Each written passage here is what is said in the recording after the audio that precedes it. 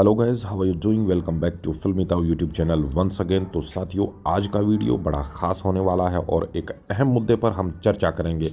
तो बिना किसी देरी के शुरू करते हैं वीडियो को। तो आज हम बात करेंगे चर्चा में पुनर्विचार याचिका, जी हाँ, रिव्यू पिटिशन की। आखिर ये चर्चा में क्यों है और art and craft teacher recruitment case को लेकर इसका क्या महत्व है, और वो भी हम डिस्कस करेंगे। तो सबसे पहले हम जान लेते हैं कि आखिर ये पुनर्विचार याचिका है क्या। सुप्रीम कोर्ट के कुछ हालिया निर्णयों में याचिकाकर्ता पुनर्विचार याचिका दायर करने का विचार कर रहे हैं। सबरीमाला के निर्णय में सुप्रीम कोर्ट ने पुनर्विचार याचिका मंजूर कर ली है और art and craft teacher recruitment मामले में भी जो पुनर्विचार याचिका दायर करने की अनुमति है वो दे दी गई है। और अब देखना ये होगा कि सुनवाई के दौरान इसमें क्या नतीजे आते हैं। बाकी अगर बात की जाए राफेल मामले की, तो उसमें सुप्रीम कोर्ट ने इसे स्वीकार नहीं किया है। तो अब जानते हैं कि पुनर्विचार याचिका क्या है, यानी कि व्हाट इज रिव्यू पिटिशन। आपको बता दें कि अनुच्छेद 137 में सुप्रीम कोर्ट को अपने किसी भी निर्णय या आदेश पर पुनर्विचार करने की शक्ति प्राप्त है। नियमानुसार इसमें नए मामलों को नहीं लिया जाता, बल्कि इसमें अदालती फैसले के कारण हुई गंभीर त्रुटि को सुधारा जाता है। तो इसी तरह सुप्रीम कोर्ट ने कुरुक्षेत्र विश्वविद्यालय के आर्ट एंड क्राफ्ट डिप्लोमाधारी जो उम्मीदवार थे, उनकी जो रिव्यू पिटिशन फाइल करने की अनुमति थी वो स्वीकार कर ली है और अब इस पर सुनवाई होनी बाकी है।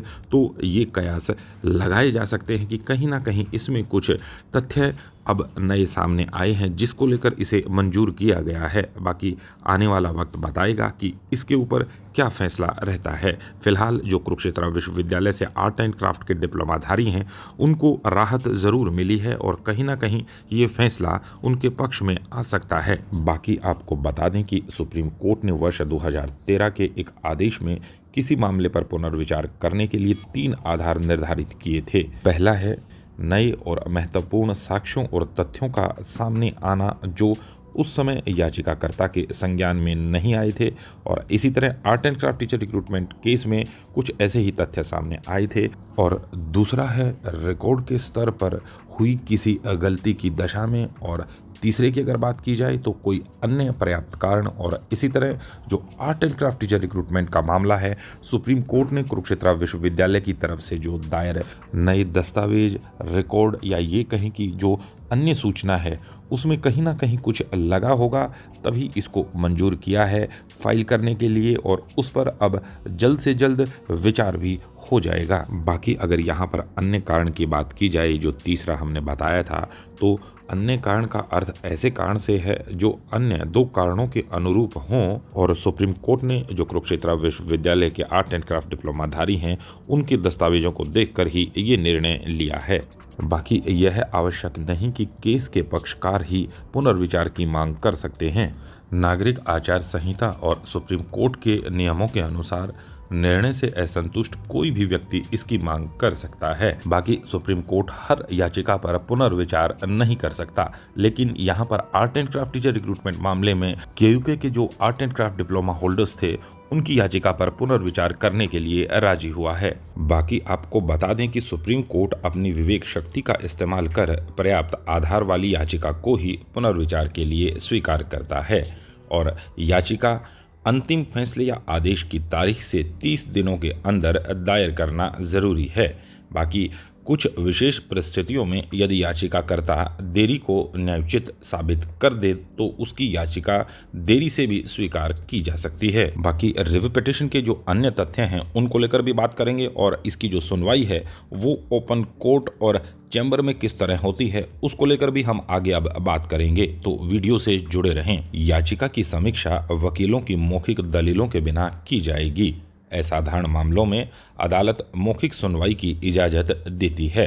याचिका जजों द्वारा अपने चैम्बर में सर्कुलेशन के माध्यम से सुनी जाती है। बाकी वर्ष 2014 में सुप्रीम कोर्ट ने कहा कि मृत्युदंड के सभी मामलों की पुनर्विचार याचिकाओं की सुनवाई 3 न्यायाधीशों की एक बेंच द्वारा खुली अदालत में की जाएगी, और केयूके के मैटर में सुप्रीम कोर्ट ने अब सुनवाई खुली अदालत में सुनने के आदेश पारित किए हैं, और जहां तक संभव हो इस याचिका की सुनवाई उसी बेंच द्वारा की जाती है जिसने पहले आदेश या निर्णय दिया था। और अगर कोई जज रिटायर हो जाता है या अनुपलब्ध है तो नए जज की वरिष्ठता को ध्यान में रखकर शामिल किया जाएगा। तो ये हैं कुछ तथ्य अगर बात की जाए रिव्यू पिटीशन की तो। और art and craft teacher recruitment मामले को लेकर जो कुरुक्षेत्र विश्वविद्यालय की तरफ से जो डिप्लोमा होल्डर्स थे जिन्होंने सुप्रीम कोर्ट में याचिका दायर की थी, उनकी याचिका दायर करने की जो एप्लीकेशन थी उसे मंजूर कर लिया गया है और अब मामला सुनवाई पर लगा है। और ये सब इसीलिए हो पाया है कि उनके जो दस्तावेज थे उनमें कुछ नया ऐड हुआ था जिसे सुप्रीम कोर्ट ने भी माना, देखा, जांचा और उसके बाद इसके ऊपर अब सुनवाई ओपन कोर्ट में होगी। जी हाँ साथियों, अब एक बार फिर से जो मामला है वो कुरुक्षेत्र विश्वविद्यालय से जो आर्ट एंड क्राफ्ट का डिप्लोमा होल्डर्स थे उनके पक्ष में होता हुआ दिखाई दे रहा है, क्योंकि सुप्रीम कोर्ट ने भी उनके दस्तावेजों को मद्देनजर रखते हुए इसमें ओपन कोर्ट में सुनवाई लगाई है और सरकार को नोटिस भी जारी कर दिए हैं। तो अब देखना ये होगा कि सुनवाई के दौरान ऊंट किस तरफ करवट बैठता है। और आपकी इस पूरे मामले को लेकर क्या राय है हमें कमेंट सेक्शन में बताएं। तो आपसे फिर मुलाकात होगी। Till then take care, be safe, please to like, subscribe, share and comment Filmy Tau YouTube channel. Have a nice day. जय हिंद।